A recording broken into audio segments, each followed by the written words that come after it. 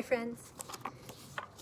Today I'm going to start a story called Indian Shoes by Cynthia Leitch Smith. I'm going to read the first chapter.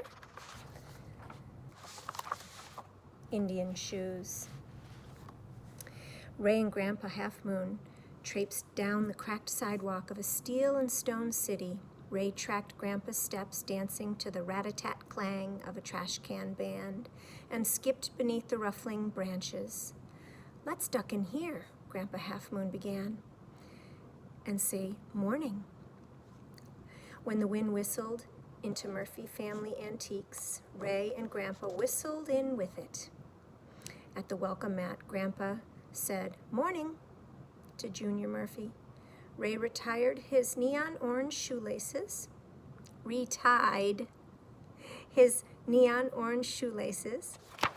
and took a look around the store.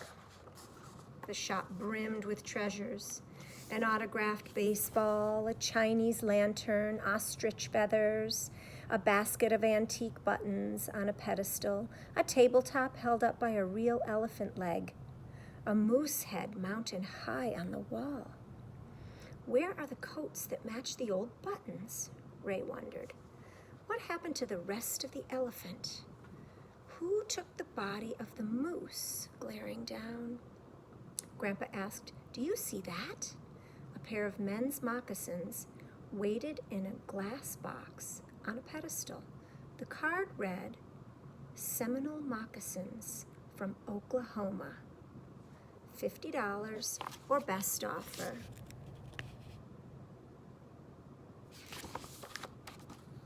Grandpa Half Moon told Ray, "These put me in the mind of being back home." For a long moment they both looked at the moccasins, but Ray's mind was mostly on their afternoon plans, and his gaze wandered to the autographed baseball. "We'd best get a move on," Grandpa said, "to today's Cubs game."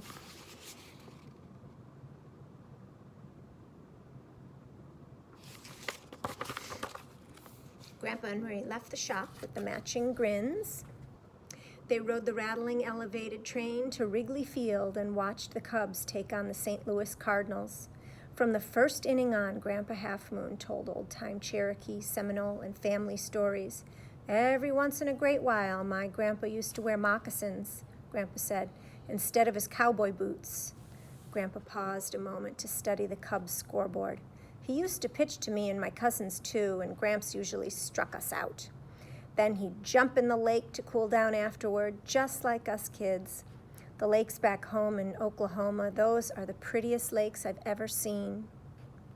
Ray frowned, thinking it over. Not far away, Lake Michigan lapped against the shores of Chicago, a fierce blue blanket alongside the park. It was a pretty lake, Ray decided, a lot bigger than the lakes in Oklahoma, more sailboats. After the seventh inning stretch, Ray and Grandpa Half Moon ordered hot dogs. "Now these Chicago hot dogs," Grandpa said, "they're dandy, but every now and then I get a hankering for some of that crackle-fired bacon your Aunt Wilhelmina likes to make. You know, that woman fries everything she cooks. I saw her fry a whole turkey once for Christmas, and it was sure enough some big bird." Ray bit into his hot dog. He knew all about Aunt Wilhelmina's cooking. Ray and Grandpa drove their pickup down to visit her and Uncle Leonard in Oklahoma once or twice a year. What he didn't know was why Grandpa Half Moon was thinking so hard today about Aunt Wilhelmina's crackle-fired bacon. When the wind carried a home run baseball into the stands, Ray almost caught it. Cheers filled the air, but Grandpa Half Moon didn't make much of a fuss. He was homesick, Ray realized. Ray wiggled his toes inside the high tops with the neon orange shoelaces. Here's a picture.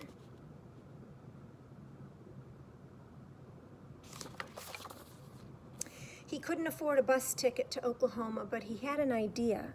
Ray thought about it during the last 2 innings of the game, and while riding on the rattling elevated trains all the way back to the stop nearest his red brick bungalow.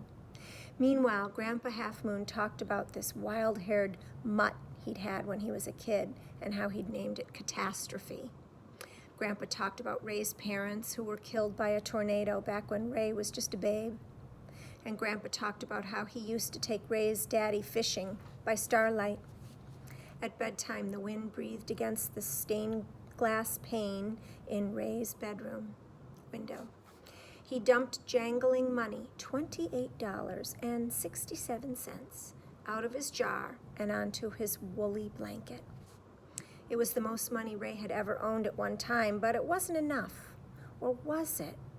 The sign had said $50 or best offer. Maybe the best offer would be a little less than $30. Maybe the best offer would come from Ray. On Monday after school, Ray marched down to the cracked sidewalk. He held tight to his money jar, danced to the rat-a-tat-a-clang of a trash can band, and skipped beneath the ruffling branches. When the wind blew into Murphy Family Antiques again, Ray blew in again with it. At the welcome mat, he retied his neon orange shoelaces and said, "Afternoon," to Junior Murphy. Then Ray breezed by the table with the elephant leg and the basket full of antique buttons. He paused behind a lady who was carrying a library book. The lady seemed interested in the moccasins. "Do you know if these are real?" she asked. "Native American worn and Native American made?" "I could double check," Junior Murphy asked, "but it might take a while." "I don't have a while to wait," the lady replied, "and I don't walk by this way too often." She hugged the library book a little tighter. "I'll tell you what, I could give you $30 for them now, but that's all my budget will allow." Ray shook his head at the moose. $30 topped his best bid. Just then the wind rushed in. The door sounded kabam! Ostrich feathers fluttered. A Chinese lantern whirled to catch on the moose's antlers. The autographed baseball splashed into the button basket, toppling the pedestal. Buttons whizzed everywhere. Ray thought, "This is my last chance. I'll give $28.67 for the moccasins," he told Junior Murphy, "and I'll pick up every last button, too." "Sorry, Ray," Junior said. "This shop needs the money more than I need the time." The lady looked at Ray like she wanted to say something. But then she set her book on the counter and wrote a check to pay for the moccasins. The wind died silent, and Ray felt like the elephants that had lost a leg to the tabletop. He rocked in his high tops with the orange shoelaces. He stared at the autographed baseball and the mess of buttons. He thought about the stories Grandpa Half Moon had told at the Cubs game and on the train ride home. When the lady opened the door to leave, the wind gusted in and shoved her back over the welcome mat. Suddenly, Ray knew what to do. "Want to trade?" he asked the lady. "I've got some Indian shoes you could use.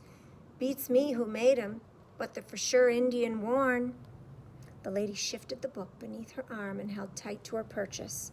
Ray just knew that he and Grandpa Half Moon had lost out. But then the lady's gaze fell to Ray's feet. She chuckled, and they left the shop together. When the wind whispered again the brick bungalow that night, Grandpa slid his feet into the moccasins. "These really take me back," he said. "They feel like home." Come Tuesday morning at the high school, 4 blocks away, the librarian placed a pair of beat-up high tops with neon orange shoelaces in her Native American books display. She propped a laser-printed card to the right of the toes. The card read, "Traded from Ray Half Moon, Cherokee Seminole high tops, not Indian made, but Indian worn, guaranteed."